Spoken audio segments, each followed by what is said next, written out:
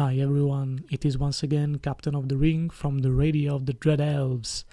So, going forward, this is the third game of the Bologna tournament, and here I am telling you about the infamous game against the second Empire player. This time we were facing the team of Emilia-Romagna, probably, so they were in the house, actually, because we were playing in Bologna, which is in Emilia-Romagna, it's a region in Italy, and my opponent was playing, again, the Empire as a faction. However, this time his list was completely different compared to the one we saw previously. I'm going to tell you why right now. First of all, the main difference is that this army focused much more on cavalry and monsters.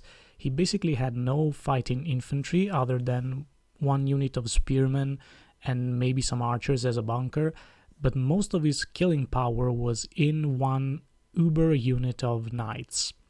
Again, these are inner circles, so they are very tough. And also he had two giants that were actually covering his flanks, along with another unit of heavy knights.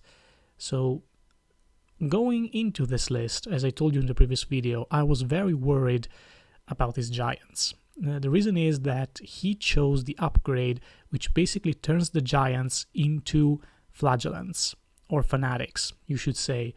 This means that even if you actually kill the giant in combat before it is able to strike, he still is going to attack before it actually goes down to 0 health points. This is incredibly dangerous for an elf, because our main strength is that we're able to kill the enemy before he's able to fight back in a good way. And seasoned giants also have the rules that allows them to increase the number of attacks by the amount of health that they lose. This basically means that they become a ticking time bomb. As long as they get in combat with you, you are going to lose basically the whole unit that fights them. The silver lining here is that I thought that my chariots could handle one of them. As long as I'm able to kill one of the giants, the other one might take some damage out of my list, but I should be able to manage it at least somehow. So, let's start with the deployment. This is my opponent's left side of the table. As you can see, he has one giant starting from the left, a unit of spearmen. These are basic Empire soldiers, so they're not that scary. They're mostly there for capturing the objectives. I think they have the Relentless Company icon on the unit, so they can march for 15 inches once per game. Then he has another cannon. Those damned cannons you will see later. Behind them he has the bunker of archers with a mage of cosmology, I think, or pyromancy. Maybe it was pyromancy this time. Then he has his main block of knights. Inside of them he has one hero, which is basically a witch hunter with repeating pistols. He is kind of scary against mages, first of all, and also probably against monsters, because I think he has poison shots, or maybe he does double wounds against mages, I think, or he has battle focus. Anyway, he is very dangerous, so I did not feel safe moving my mage around this game, basically. Then he has a unit of rioters in front of his heavy knights, the second giant, actually a third giant. Oh wow, I didn't remember that he actually had 3. Now that I think about it, he had 3, not 2 giants. Yeah, that was bad. Then going to my right side of the table, he has the second unit of knights. Here he has all the heroes, so I think this was his uber unit.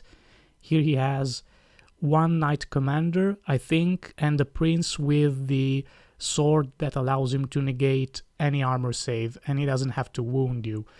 And also the prelate inside the unit has the locket of Sumna, therefore he is able to swap statistics as in the previous game, and he also has a BSB that basically gives him some buff to the unit. I don't remember exactly right now. And finally he has another unit of rioters.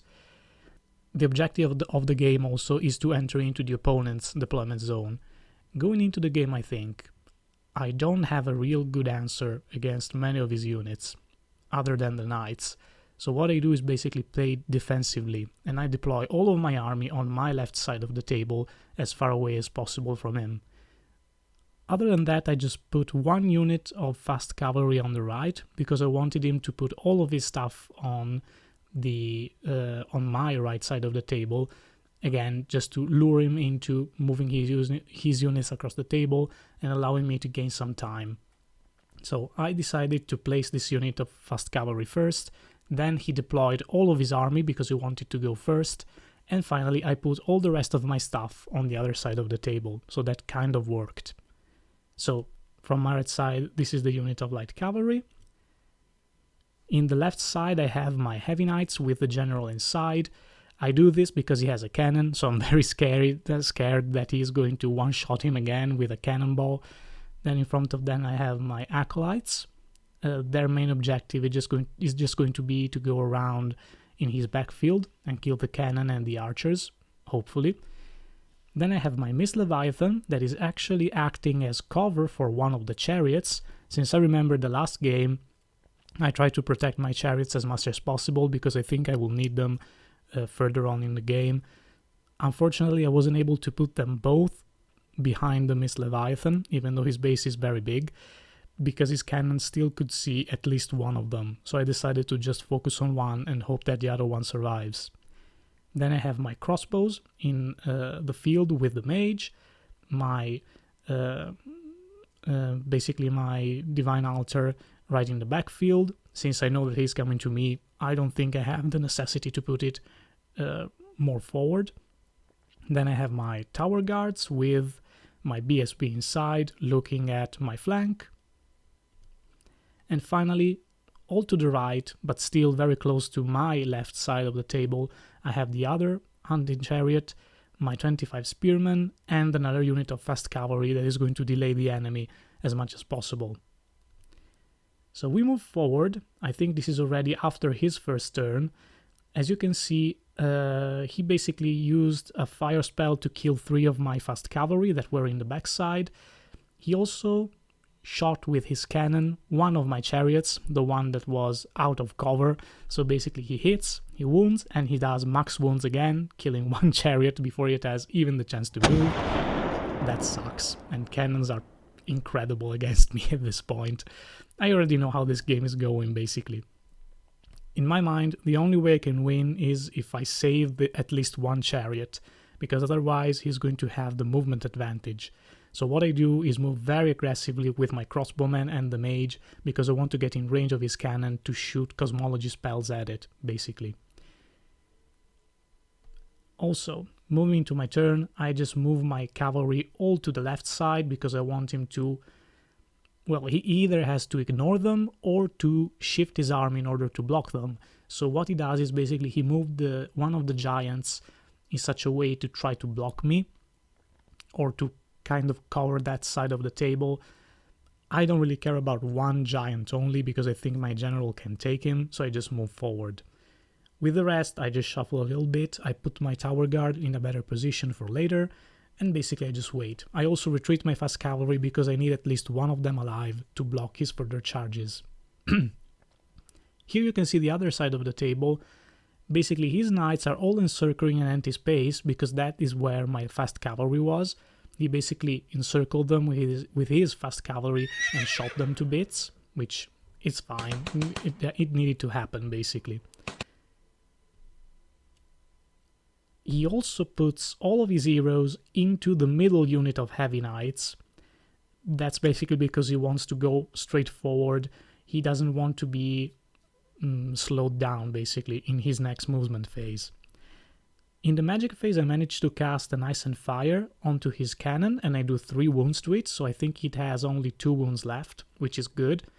I was not able to shoot at it with my crossbows because they don't have the range. I have the 24 inches for the spell, but not the 18 for the crossbows.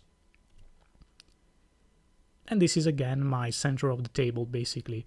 But you can already see that in his second turn, he marched his knights right in front of my crossbows. At this point, I have only one chance to save them. If he charges me with the knights, the whole unit of crossbowmen will die.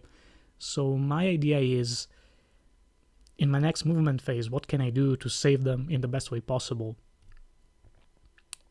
He also brings his giant around. He thinks that he's not going to be able to win against my knights, so he decides, well, let's go and look at the center of the table for some combo charges later.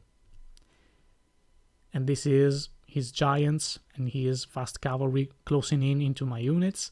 He also tried to cast a spell of fire, maybe, I think. And he actually miscast, and so half of his unit of archers is basically dead and exploded. He also passed his panic test, so he still managed to stay on the table. And here is the rest of his knights going into the forest. I think that unit has the Stalker standard, and that is why he's moving them into the forest. So, how can I change this thing? How can I move around in a way to kind of lure him in? I know that it is kind of a suicidal charge for him if he actually attempts it, but it's the best plan I can think of. In my opinion, he might try to take the bait and charge my crossbows, so I put my halberdiers right behind them. Since he's going to charge me, I'm going to flee with the crossbowman. He's going to probably fail in the center of the board. If he does, I'm going to countercharge with my units, and this is probably going to be a good combat for me. If he manages to get into the halberdiers anyway, I hope I can handle them for one turn and then countercharge with my knights. Also, I move my spears basically a little bit to the center, just to look at things a little better, and I also prepare my fast cavalry to block something. I wanted to try and be sneaky, so I basically flew my Mist Leviathan over the house, and I also keep moving my acolytes, since I want them to hunt down the cannon and the archers with the mage inside. So here we already skipped a couple of things. I try to cast again Ice and Fire to get rid of the cannon, but he dispels it because he knows he needs it. And then I think I get maybe a -1 movement on his knights, so again, not that big of a deal, because I still want him to fail the charge if possible. What he does is he does exactly what I thought he would do. There have been a couple of things happening because he didn't take as many pictures, I think, because this is already his his fourth turn actually. So in his third turn, he stays put with the knights, he gets closer with his giants just to have better charges. He also puts one of his units of fast cavalry right in front of my spearmen, and that is why they're not on the table, because I actually charged the fast cavalry, I killed them, and I overrun off the table. Then he puts his giant in a way so that I can block them with my fast cavalry.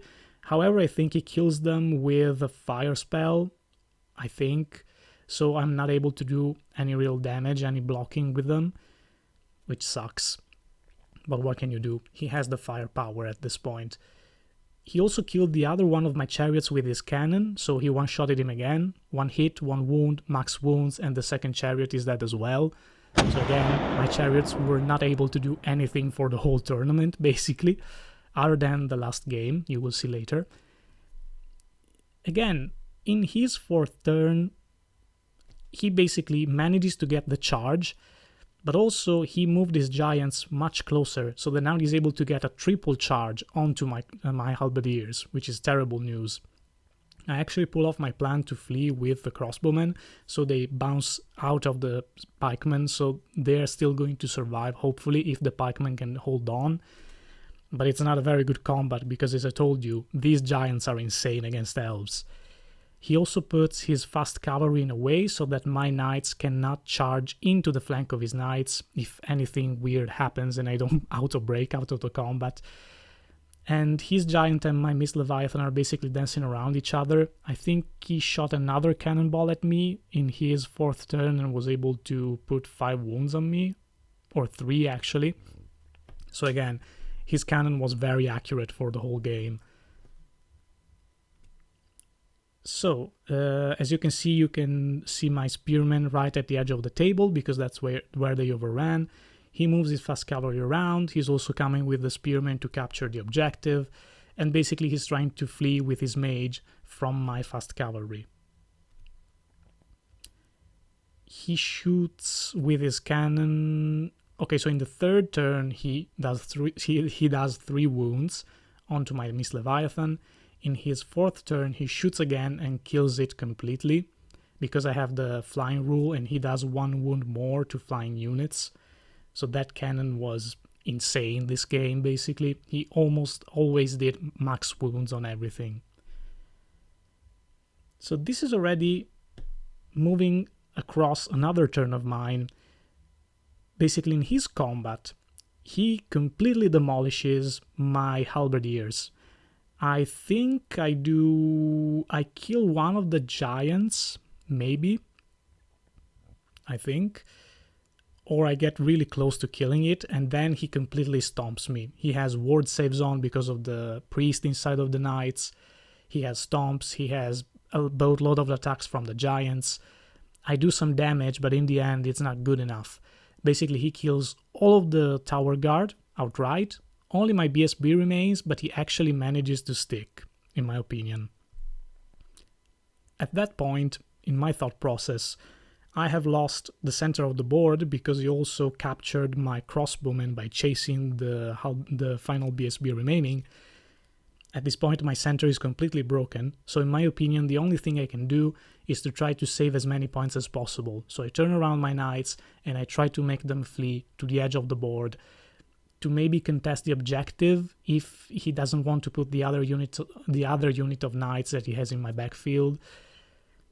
At this point I'm kind of desperate, so I'm trying to save points where I can, but he's already preparing a trap here with his fast cavalry, his bunker of knights, and the flanking giant. At this point my spearmen come back onto the table, but the rest of the army is basically gone, so again he has a lot of advantages. In my mind, if he charges with the knights, I still have a chance because the spears are very good, so I think he might fail a couple of armor saves, and if he fluffs his hitting rolls, maybe I can hold on.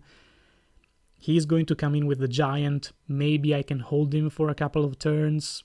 At this point I don't really know what to do, so I try to move them in such a way that they cannot be hit with all 3 units, but just with a couple, or maybe just in the front, so still the spears have some value here. However, the game was going very badly already, so he charges with the giant first. I have to do a terror test.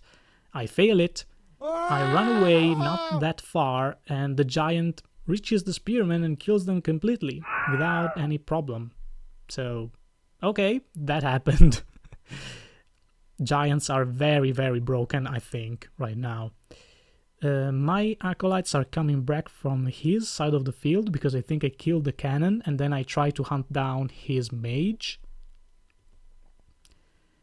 And this is probably one of the last pictures. I basically used my last turn, my second to last turn actually, to move my knights as far as possible, and I also put my hero on the side of the unit in case he wants to charge with the giant only.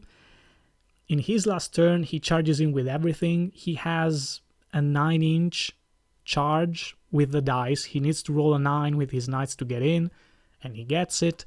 He also gets in with his giant, which probably has already taken some damage. I think it's close to dead, if I'm not wrong. He should be close to dead. So I think he has 2 wounds remaining, probably. But his knights are very bad against... they are a very bad thing for me because they have the bonus of lances while I don't. And so this is going to be a very tough combat. So this is what remains of the center of my table. My BSB rallies with 1 wound remaining. I think he still did a pretty good amount of damage against one of the giants because I don't see them going around. So maybe I killed one of them and the BSB actually did a lot of wounds to it. So he has a 1-up armor save because he powered up his armor by doing the wounds. He comes back around with his shooters.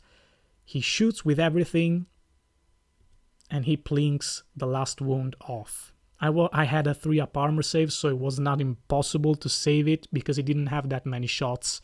He had like 6 or 7 hits altogether. I just didn't roll the armor save that I needed, basically. So here we go to the end of the game. So basically, let's go back here. The combat goes as well as expected. My knights get destroyed by his knights. I lose the combat resolution and I flee off the table. But my general manages to kill the second giant. So I get some points there, but still, it's a terrible defeat for me. And so the end results.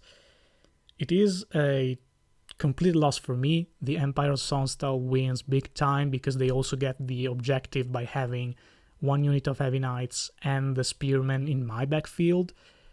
The MVP were the acolytes again. In the end, I think he sacrificed his archers to block me from charging the mage to save some points. They were the unit that he had no real answer against, so they did their job by hunting the backfield, I guess. The second point, cannons. Just cannons, man. I mean, that freaking cannon is something crazy. The 2 matches that I had up against those things, they just wrecked my backfield. Each turn, killing 1 piece, doing a lot of damage. Sometimes you expect those things to fail to hit, but they just don't, apparently. I guess not against me. And then Empire Giants.